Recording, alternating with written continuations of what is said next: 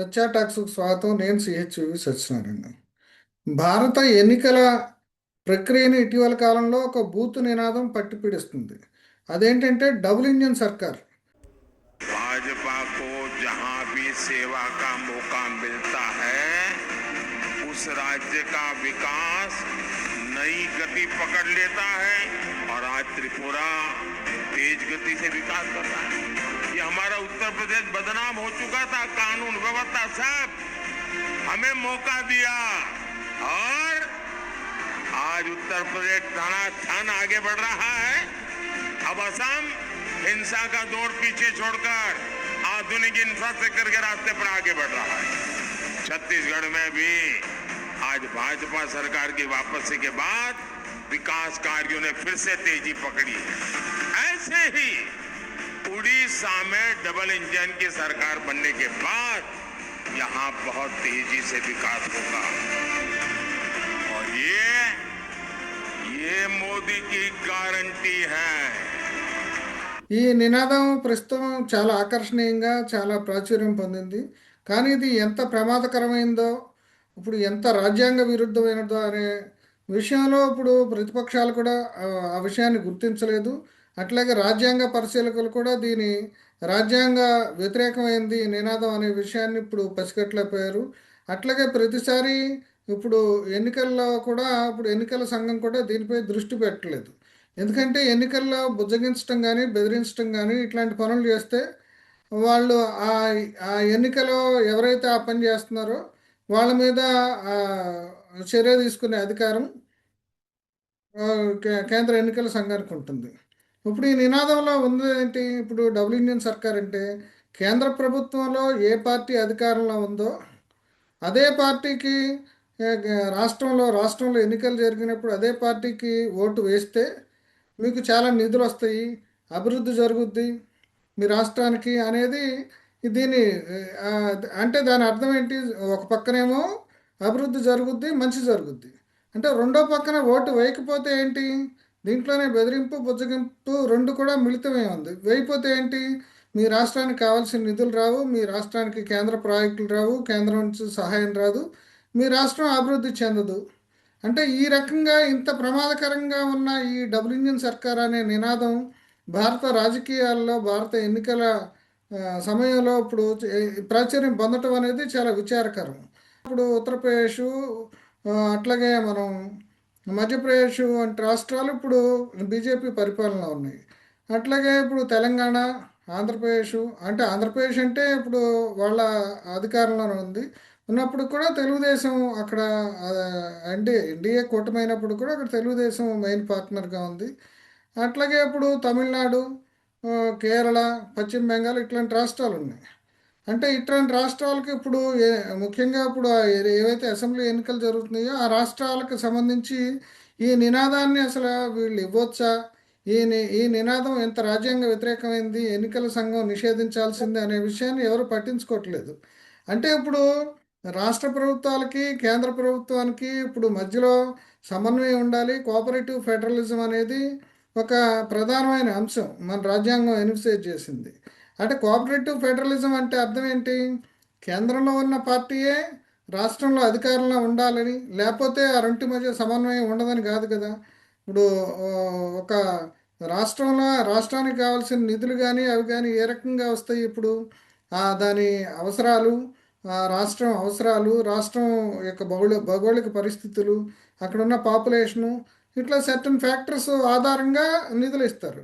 అంతేకాకుండా దీనికి సంబంధించి ఇప్పుడు రాజ్యాంగం కూడా ఒక ఫైనాన్స్ కమిషను ఆ, ఎన్ని ఏర్పాటు చేసింది. ఆ ఫైనాన్స్ కమిషన్ ఇప్పుడు కేంద్రం నుంచి ఏ పర్సంటేజ్లో ఇప్పుడు నిధులు డివాల్వ్ చేయాలనేది ఉంటుంది.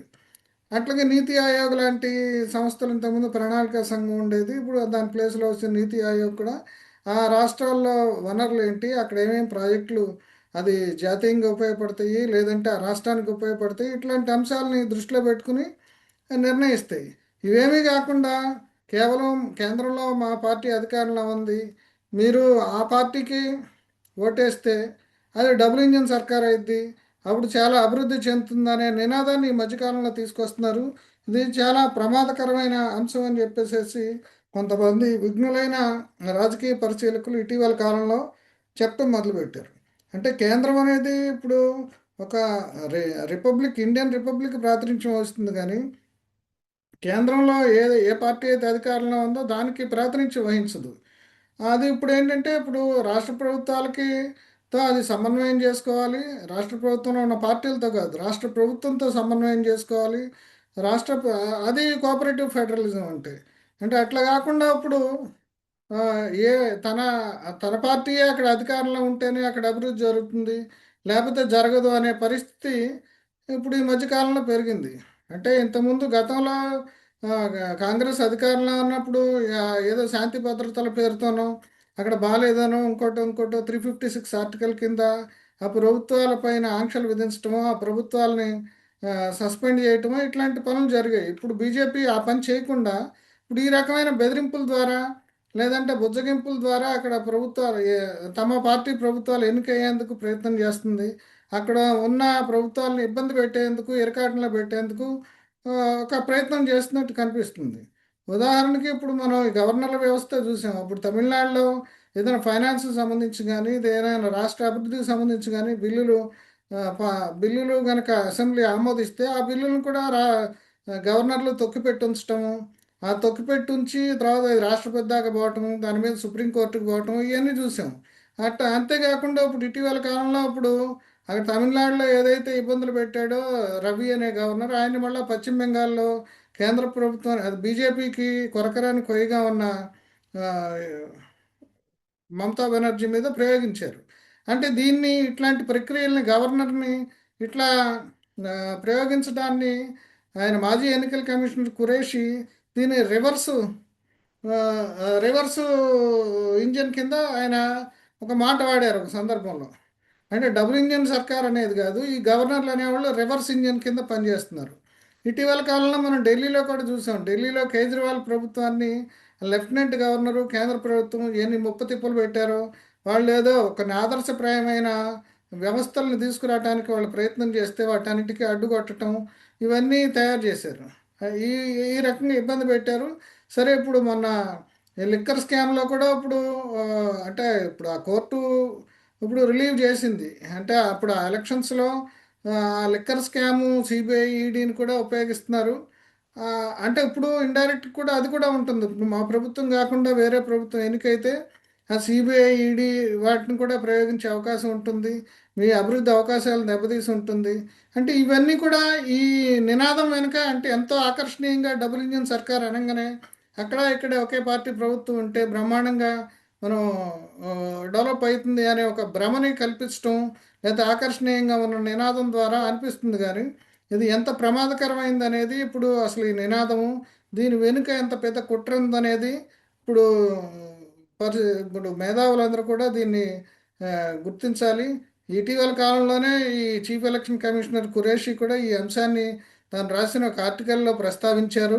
దీనికి సంబంధించి ఏ రకంగా నష్టాలు జరుగుతాయి ఇవన్నీ కూడా ఆయన ప్రజల్ని ఓటర్లని చైతన్యపరచడానికి ఆయన భాగంగా ఆయన ఈ విషయాలన్నీ కూడా ఇటువంటి విషయాలన్నీ చాలా చెప్పారు.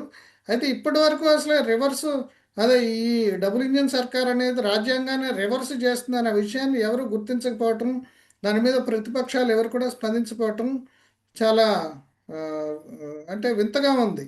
అంటే అదొక ఆకర్షణీయమైన పొలిటికల్ నినాదం అనే అనిపిస్తుంది కానీ అంతగా దాని ప్రమాదాన్ని ఎవరు ఊహించలేదు. అయితే ఈ విషయంలో ఇప్పుడు మేధావులు చైతన్యవంతులైన పౌరులు కూడా దీన్ని గుర్తించి ఈ నినాదాన్ని ఓడించాలని ఖచ్చితంగా చెప్తున్నారు. ఏంటంటే ఏ ప్రభుత్వాన్ని ఓడించడం కాదు, ఈ నినాదాన్ని ముందుగా ఓడించి రాజ్యాంగ పరిరక్షణకు పూనుకోవాలి, ప్రజాస్వామ్యాన్ని పరిరక్షించుకోవాలని చెప్పేసి కోరుతున్నాను.